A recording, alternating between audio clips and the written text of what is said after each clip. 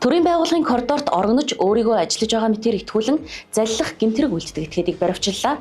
Тодорхойлбол хөнгөлөлтөй орон сууцны зээлд хамруулж өгнө хэмээн бусдыг залилж 90 сая төгрөгийн бодит хохирол учруулан мөн иргэдээс байрны урьдчилгаа хэмээн 300 сая төгрөг авахар тохиролцсон иргэн эсийг мөрдөн шалгаалтны заллах гэмтэрэгтэй тэмцэх газрын эрүүгийн цагдаагийн хэлтсийн албаагчид олж тогтоон баривчлаа.